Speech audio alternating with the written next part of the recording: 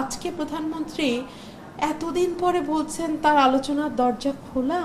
আমার না এটি এখন আর কেবলমাত্র কোটা সংস্কার আন্দোলন বা কেবলমাত্র ছাত্রদের আন্দোলন বললে ভুল হবে। এটা আসলে বাংলাদেশের 16 কোটি মানুষ নেমে গেছে। আপনি দেখেন ছাত্রদের সঙ্গে অভিভাবকরা আছেন, শিক্ষকরা আছেন, ডাক্তাররা নেমে গেছেন, আইনজীবীরা নেমে গেছেন, সাংবাদিকরা নেমে গেছেন, সকলেই নেমে গেছে। এবং আজকে আমি যে গিয়েছিলাম শহীদ মিনারে, আমি সেখানে দেখলাম শ্রেণী, পেশা, ধর্ম, বর্ণ, লিঙ্গ, জাতি মানে নির্বিশেষে এটা বাংলাদেশের সকল মানুষ নেমে গেছে।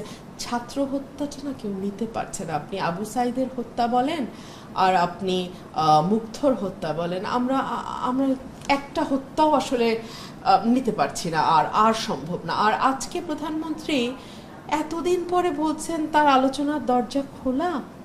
এই কথাটা কি উনি প্রথমে বলতে পারতেন না? উনি এমন সব মন্ত্রীদের সামনে এগিয়ে দিলেন যারা যাতা মন্তব্য করেছে কোটা সংস্কার নিয়ে। কিছুদিন আগে আমি যমুনা টেলিভিশনে গতকালকেই তো বোধহয় পরশু আমি টকশোতে পড়ে শুনিয়েছি 15ই জুলাই কি মন্তব্য করেছে শিক্ষামন্ত্রী।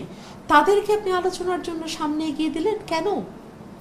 যারা কোটা সংস্কার নিয়ে, যারা ছাত্র সমাজ নিয়ে, যারা তরুণ সমাজ নিয়ে রাজাকারের বাচ্চা টাচ্চা বলে জঘন্য সব মন্তব্য করছে, তাদেরকে আপনি এগিয়ে দিলেন।